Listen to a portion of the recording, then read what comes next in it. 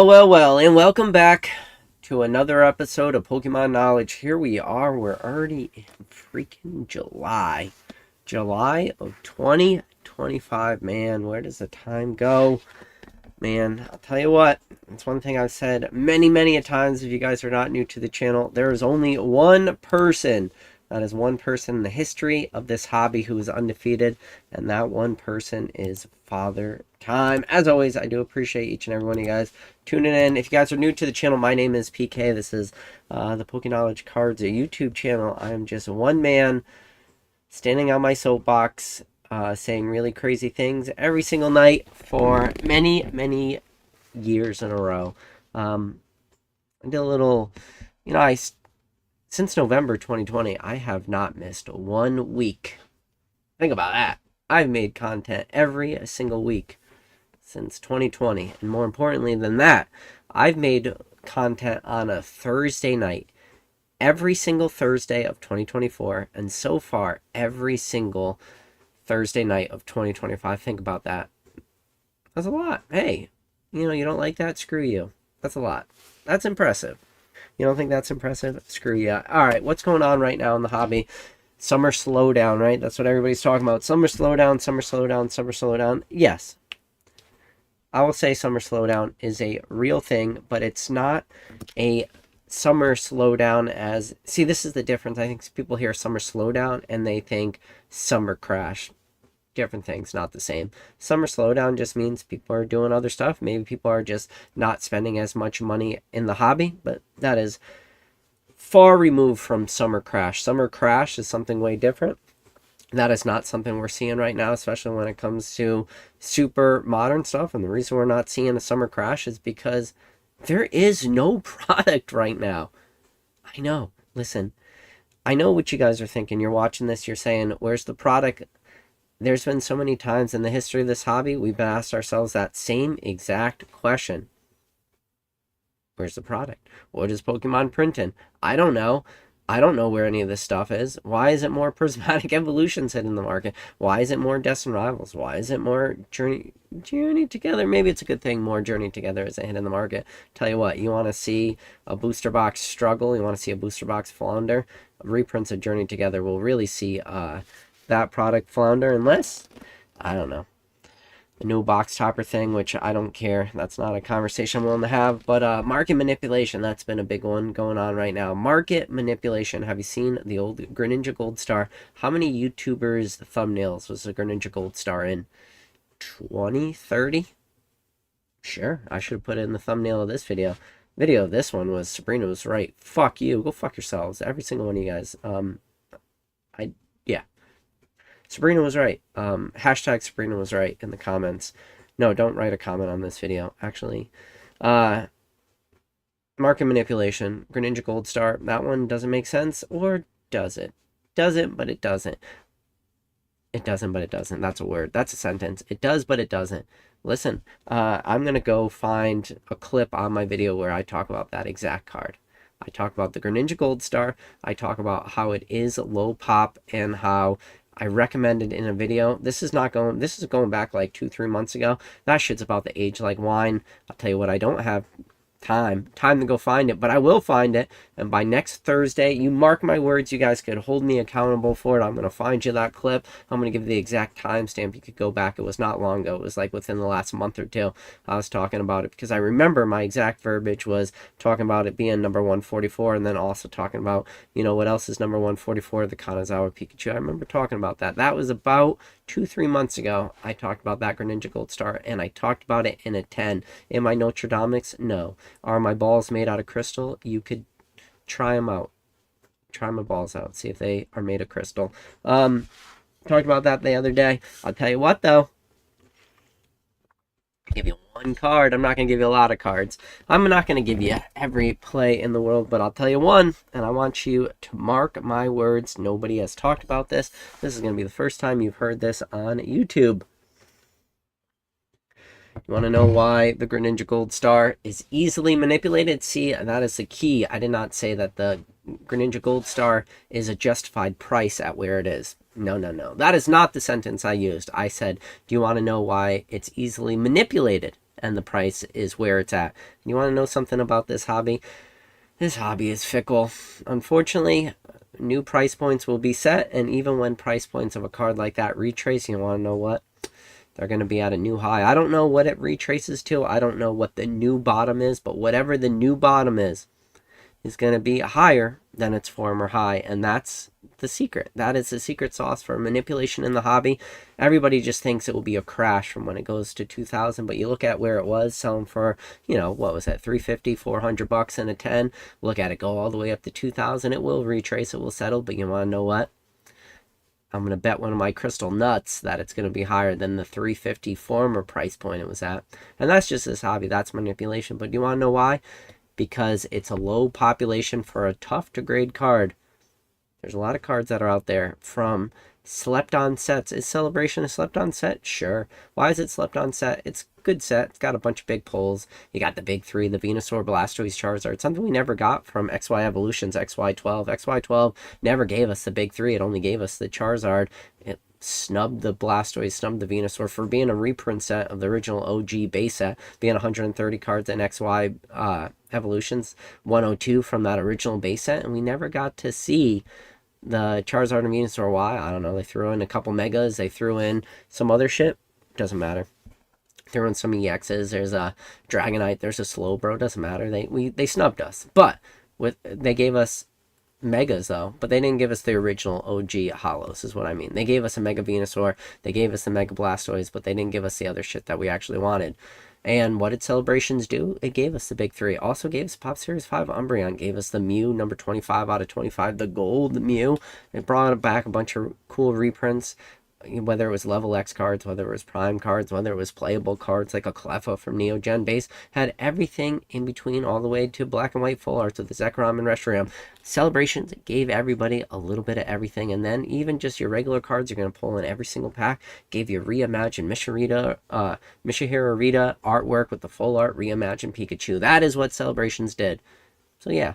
You know what? Celebrations. People don't like Celebrations. Why?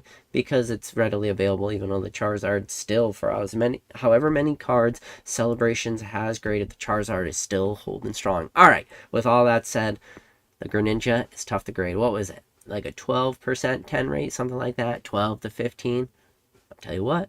You go look at the hobby, and you go look at another specialty set. Is there any card that comes to mind that is a relatively tough gem rate to hit for a card, and if enough eyes, enough buy-in pressure, enough market manipulation hits a certain card, do you think we'll see certain prices for certain cards fly up? Think about it. Specialty set, tough to grade card. Is there anything that instantly comes to mind? Obviously Celebrations, you got the Greninja. Anything else you could think about? I'm not going to do the Jeopardy theme song, but I want you to think real hard. I'm going to tell you a card right now. And I'm not going to tell you every card, but there's a few cards out there like this one. I just want you to think about this card. Old Bucktooth Bidoof. Bucktooth Bidoof, the peel card. Yes, peel. P-E-E-L. Peel, as in you peel a sticker off. There's a Bidoof card from good old Pokemon Go. You know what? That's the thing. Nobody gives a fuck about Pokemon Go. You want to know why? Pokemon Go is not expensive. Do you want to know what that Bidoof is doing in a 10? It's doing pretty good things. You want to know why? Because it's super, super tough to grade. That old Bucktooth Bidoof, the peel card from Pokemon Go, the PSA 10 rate is about 12.5%. That is pretty low for a modern card in a PSA 10. There's like less than 1,000 of those things graded. Super low pop. Or no, there's way more than 1,000 graded. No, wait.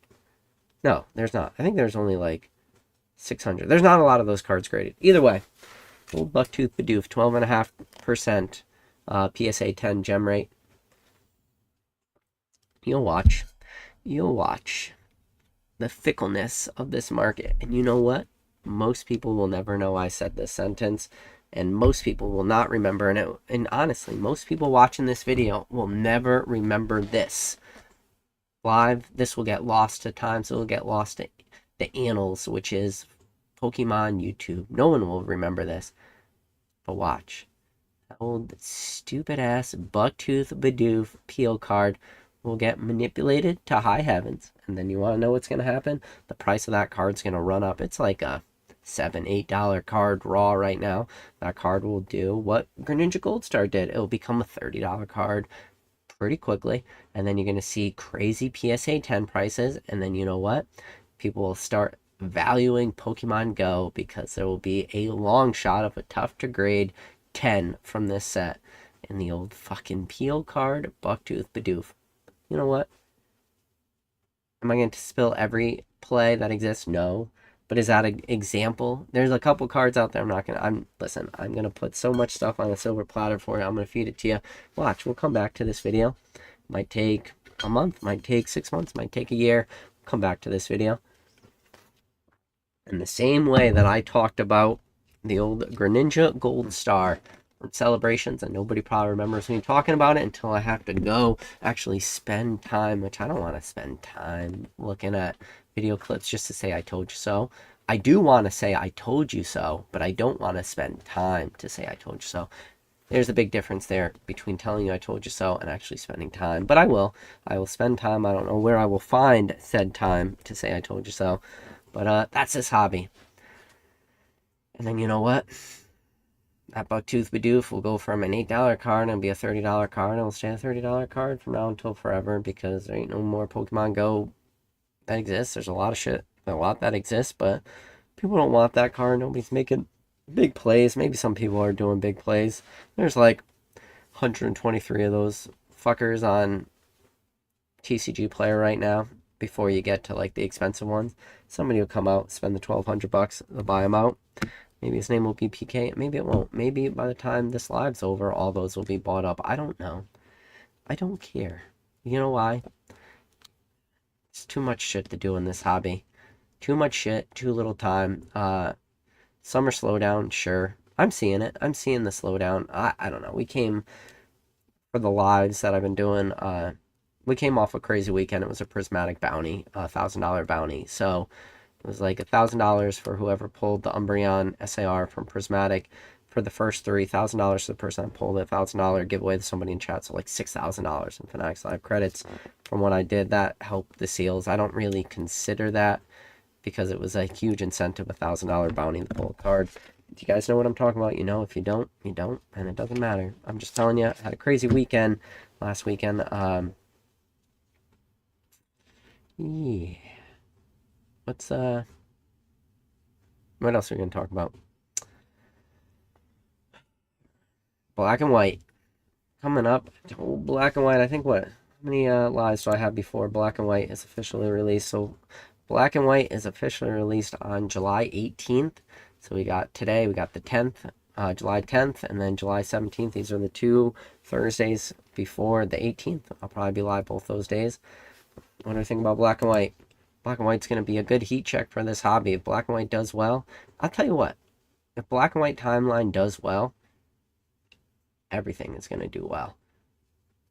That's it. That's your heat check. I want to come on here and give you some like crazy nuanced PK take, like, oh, you know, this is gonna, if this happens, it's gonna be like, no, you're gonna find out very, very quickly. I'm already starting to see pre-order prices of Black and White. It seems crazy. It's gonna depend on how much of this shit actually hits the market. I don't know what Pokemon's printing. I'm thinking maybe they're printing Black and White. I don't know. They're not coming out with reprints of anything. And if they are coming out with reprints, it's nothing. Shout out to Mr. Rattle Pokemon. Shout out to the Rattle Discord. Come on, the Rattle Discord. You think that there's one site in the freaking world that's going to have restock, so whenever stuff gets reprinted, it's going to get dumped onto something. It's PokemonCenter.com. PokemonCenter.com restocks are so few and far between. We saw a little restock of Prismatic Evolutions, ETBs. I don't know if it was a restock or a reprint, but doesn't matter. Shit got instantly eaten up. Once in a while, I see some Destined Rivals. I'm seeing they're obviously trickling out like older product. There was some sleeve blisters of like Fusion Strike. I'd have to actually pull up. I do this. Let me just, instead of just talking out my ass, might as well just pull up. Shout out to the Route Discord. Let's just see what was restocked recently on Pokemon Center. Tell you what wasn't restocked. Booster boxes. ETBs of modern shit. It's just, I don't know what's getting reprinted. Yeah, so Pokemon restocks. Yeah, Fusion Strike ETBs, the Prismatic Evolutions ETBs, which had a decent restock. It wasn't unlimited. Yeah, Destin Rivals 3-pack blisters. Some Kanto mini tins, which were obviously old stock. Shout out, it had some of them had one Evolving Skies, one Brilliant Stars. I heard some of them had two Evolving Skies. So shout out to everyone that got that. And then before that was like some Prismatic Evolutions mini tin displays, which were hard to get. Some milk cartons, Silver Tempest, Build and Battle, all this shit, obviously old stock. They're just finding in the background.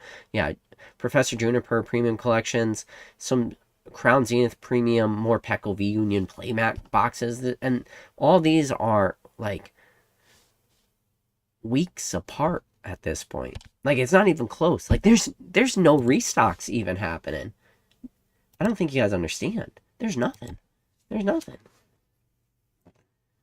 We're in a Pokemon drought.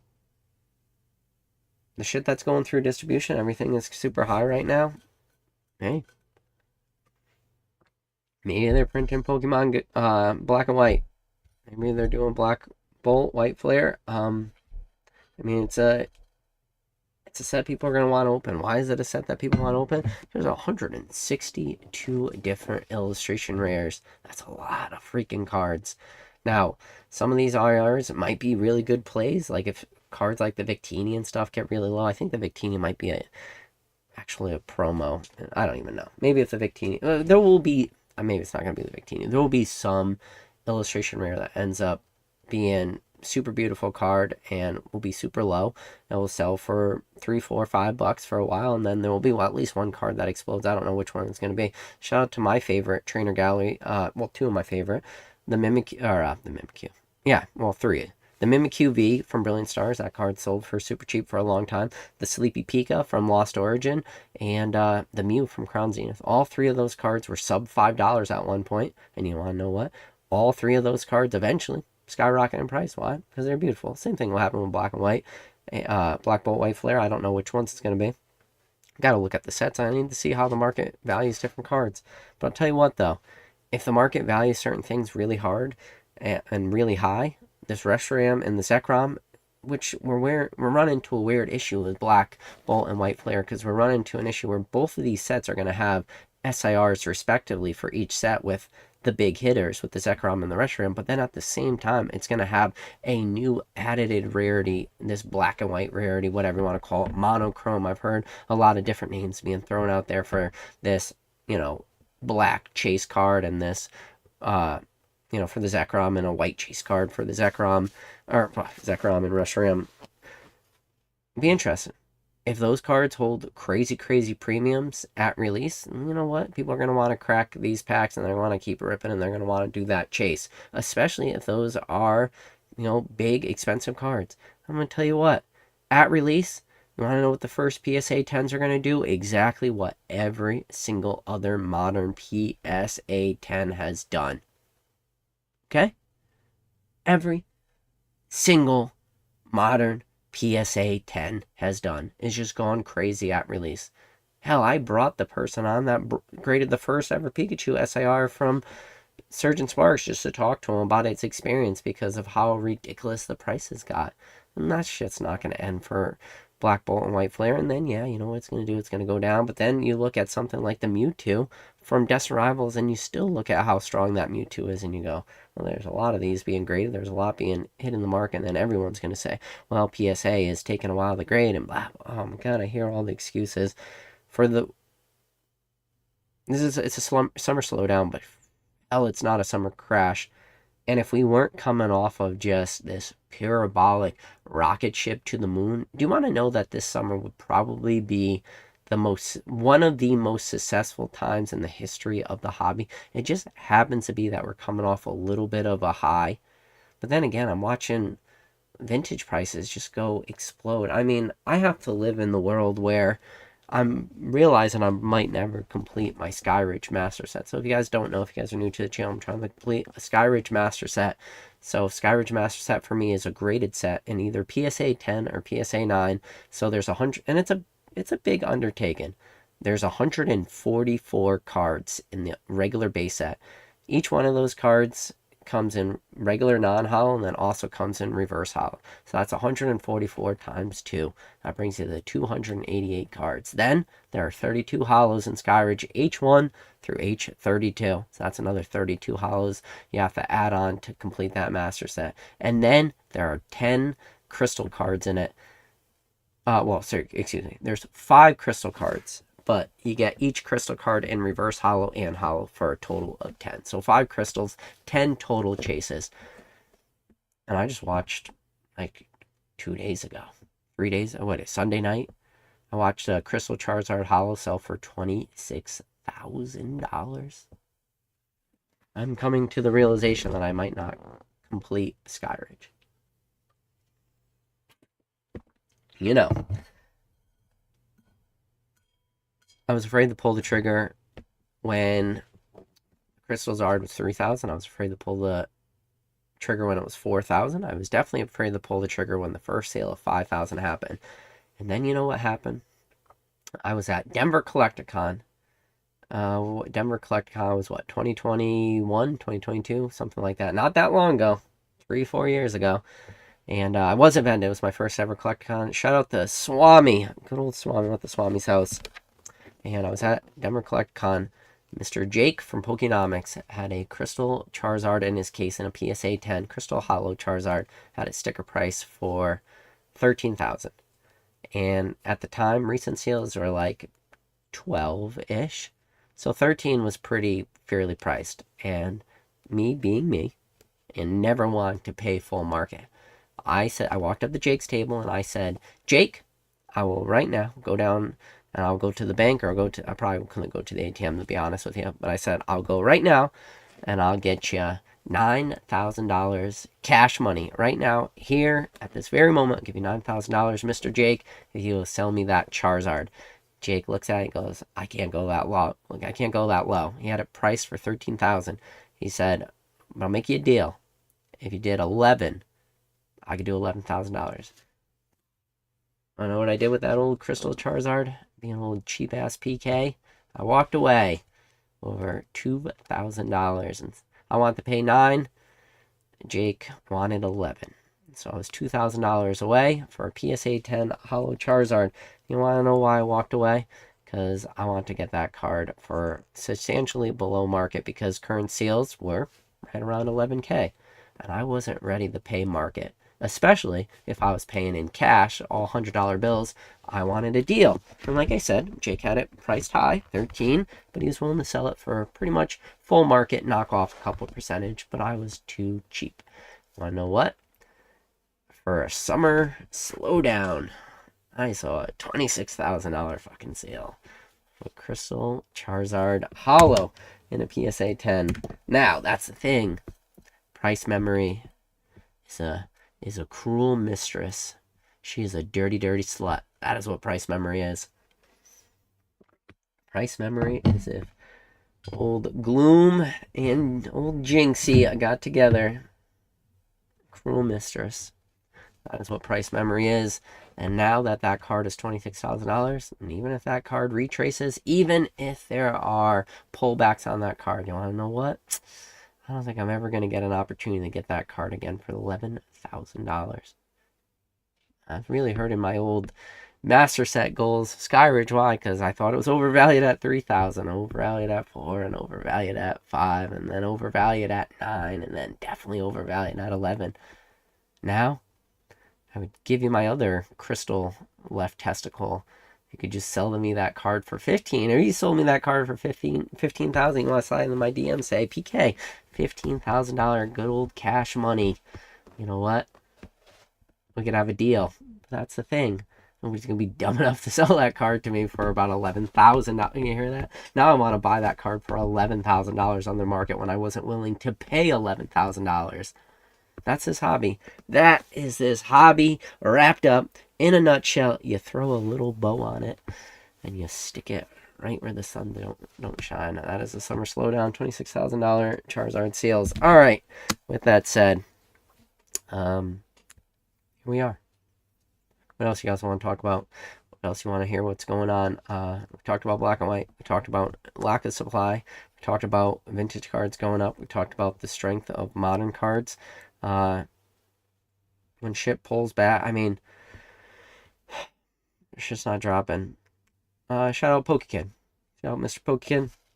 When I was at Charlotte Collecticon, what was it, 3 years ago, Charlotte Collecticon, my first ever Charlotte Collecticon, I was vending, I had a table, I was doing in-person consignments, and PokeKid consigned a Moonbryon from Evolving Skies with me.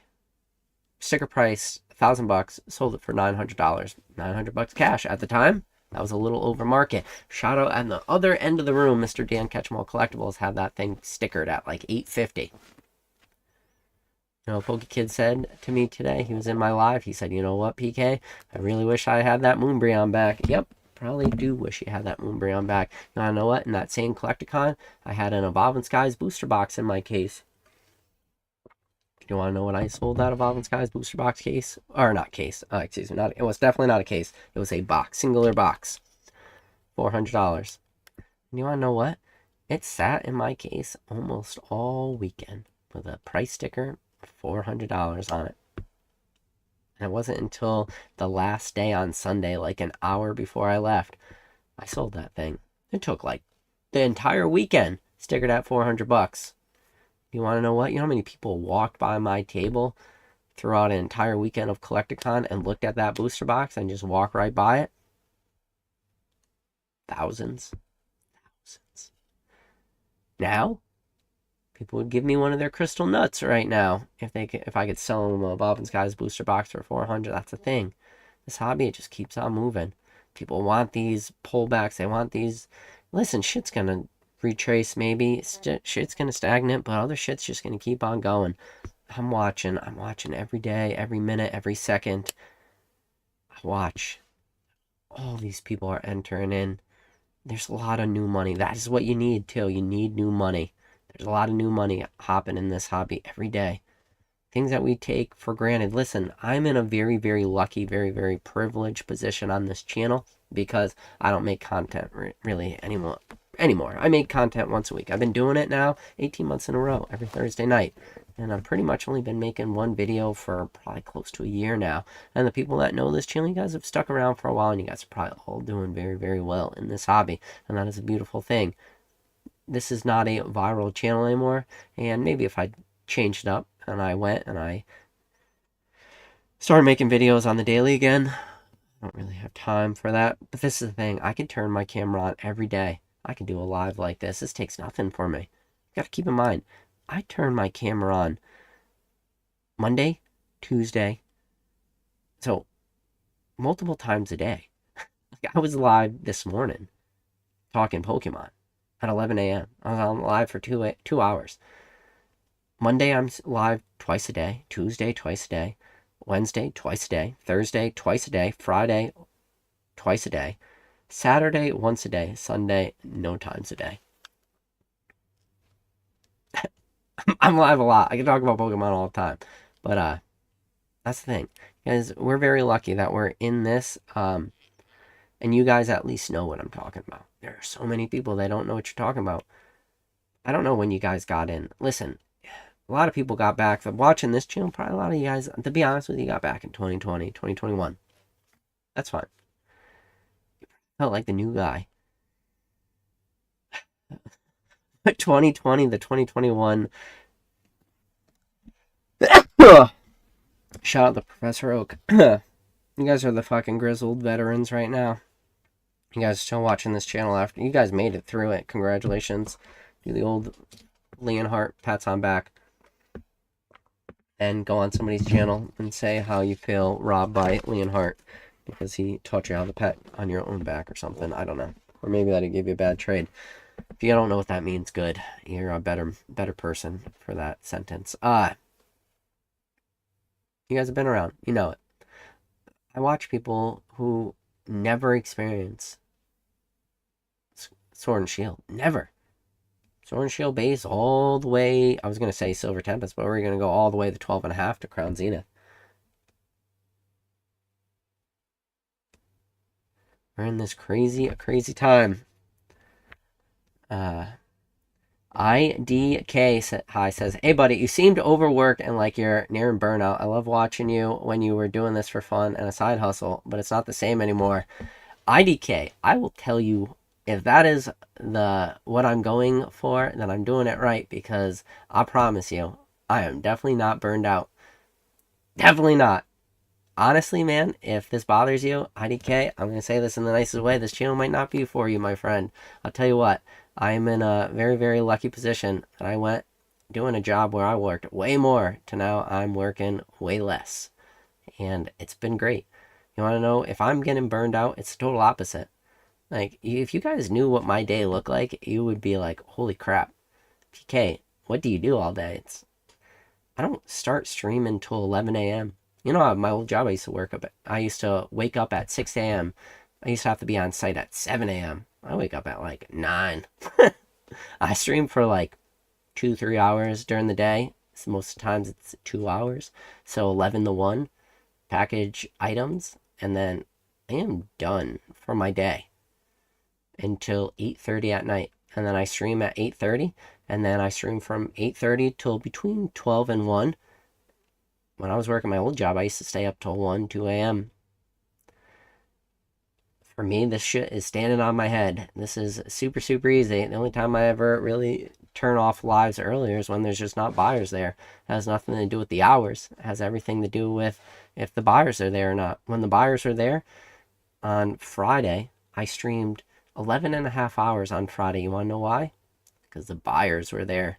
Because the buyers are there because there's that big bounty going on. And I was super happy to do it. 11 and a half hours. That shit was easy for me. Most days I don't stream 11 and a half hours. I wish that is the case. So to think I am burned out, I think what you are not understanding is I'm just tired of hearing like that people don't think this hobby is booming, I guess.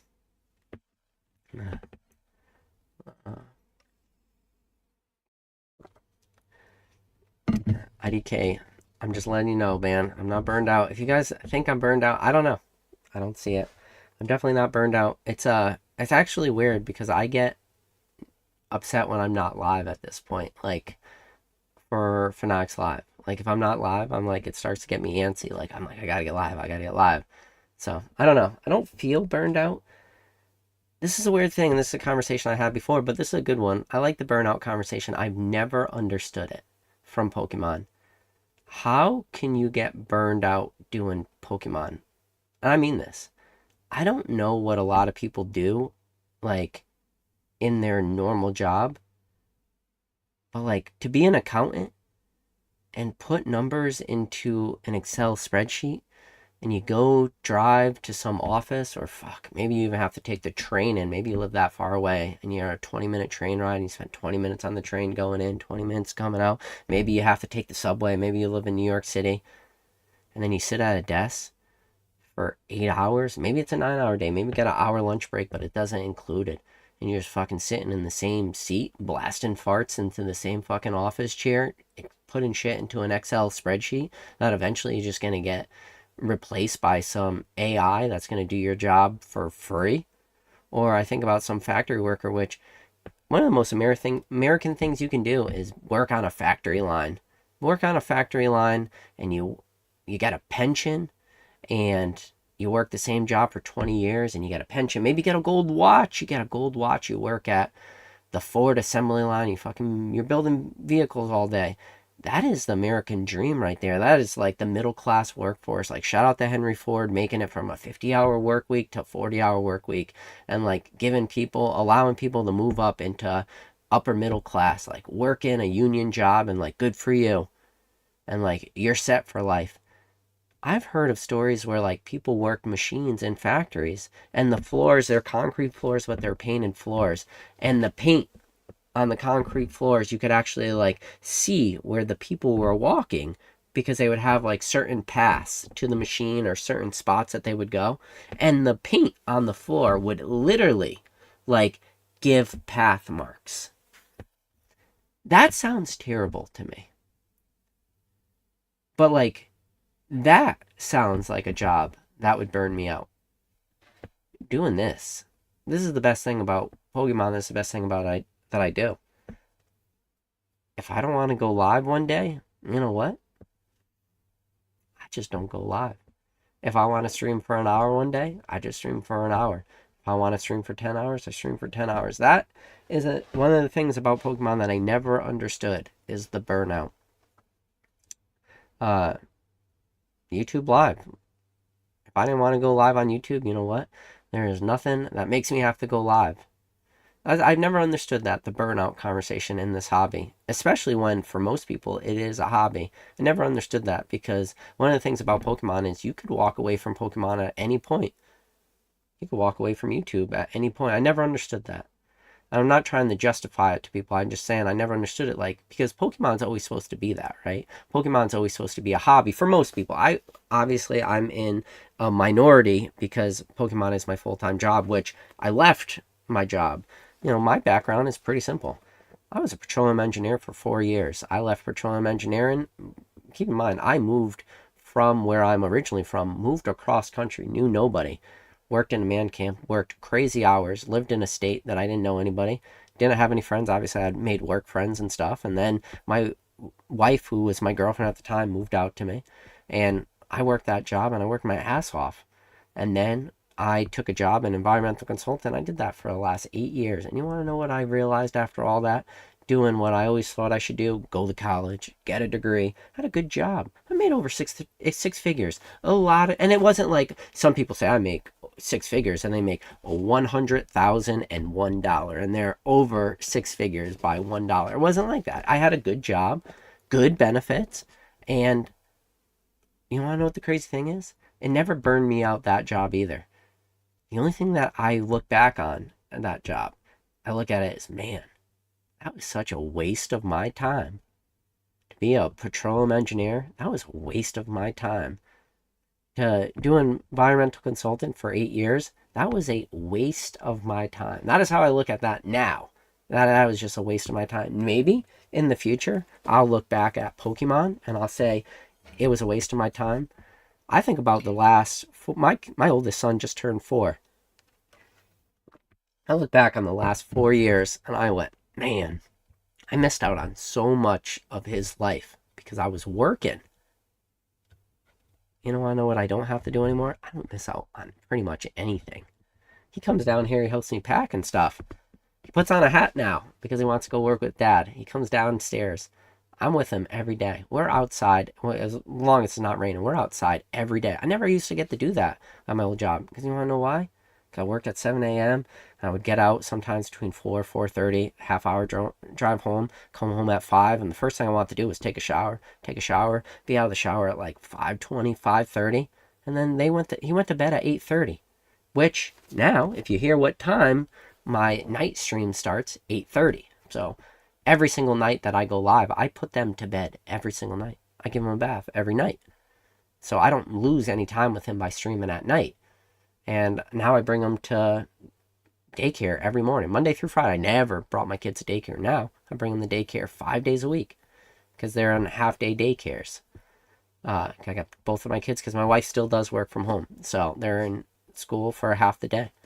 And then I stream at 11 a.m. My wife picks them up from daycare at 12.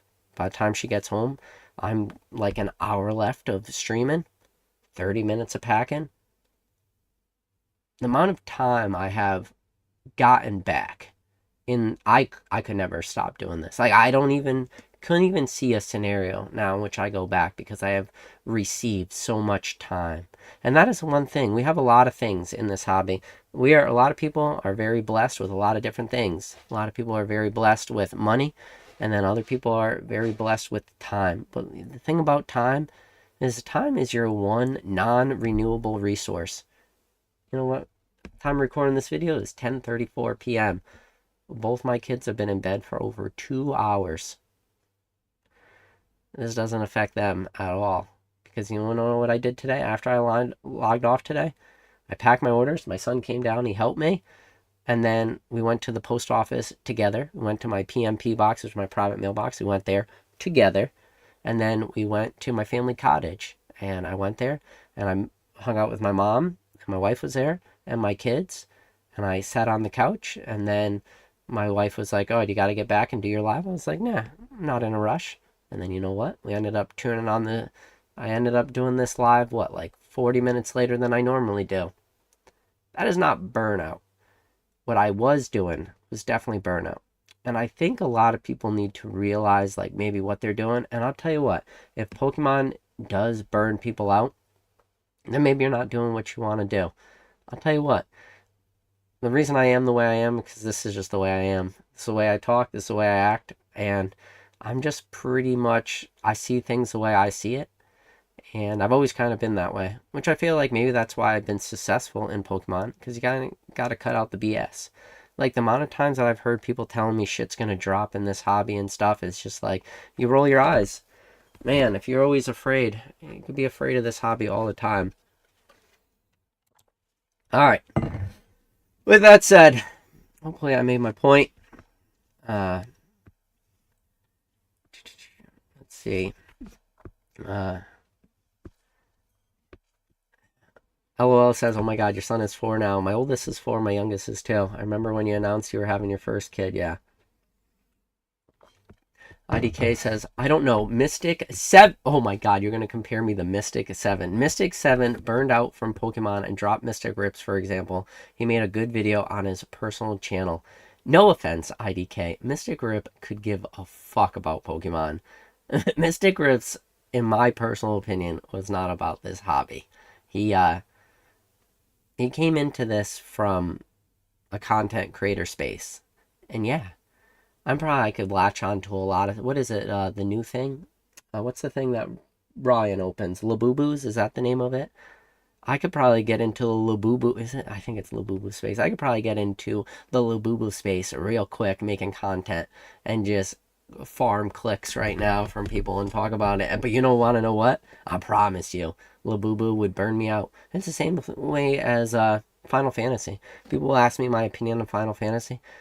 I could give my opinion on Final Fantasy, and maybe I could start segueing this into a Magic the Gathering channel and start doing my research on Magic the Gathering and talk about, Final Fantasy, talk about, price increases, how shit could, in a matter of a couple weeks go up $800+ for, collectors, boosters and stuff, and talk about all the FOMO that's going in and start to go deep. That sounds terrible.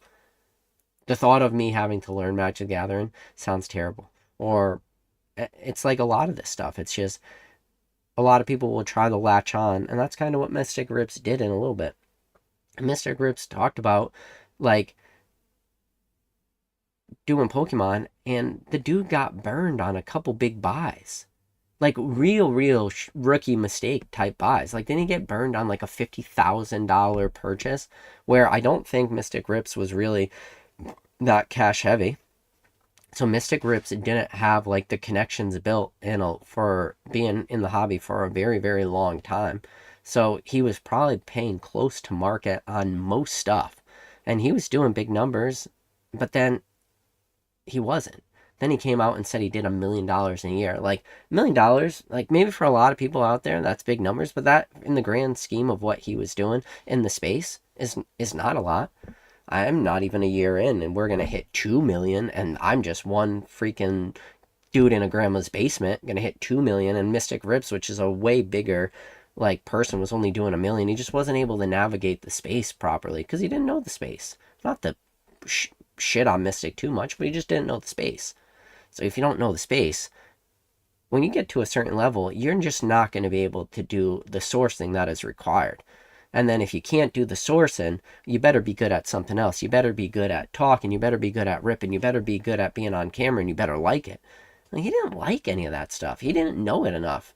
He came from Pokemon Go. He came from a different aspect of this hobby, and he just wasn't able to translate in. And I could think of 1 million different things that I could translate into that shit would burn me out. Like, I know what would burn me out, and I just don't do it. And like Mystic Rips, he was a content creator and that's what he's good at. And then Mystic Rips, like, that's what he's moving into. He wants to do like content creation and like stay in your lane. Good. Like, do what you like. Like, most people, to be a pack opener, to talk Pokemon nonstop, like, that's not him. He is a well edited, like, clean cuts, all that shit. None of pack opening, none of the being live, none of this, what this is, like live talking, this is none of that.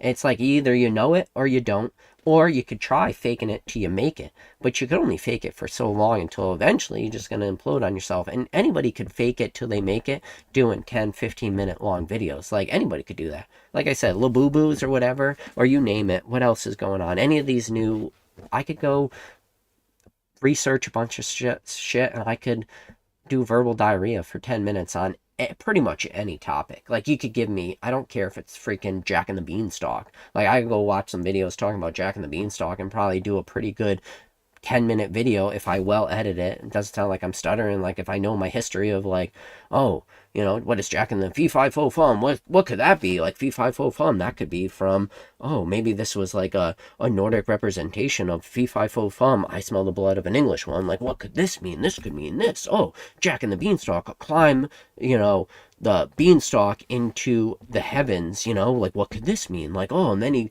go and he talks to the giants and the wife, she's in there with the, you know, the baking the cake, and then they got the harp that sings and stuff. And like, what could all this represent? Until eventually, like, Jack is caught by the giant and he's able to escape, and he climbs down the beanstalk and he cuts down the beanstalk, and then the giant falls to his death from the beanstalk. What could all that represent? And I could probably, and that is just a random fucking child's tale.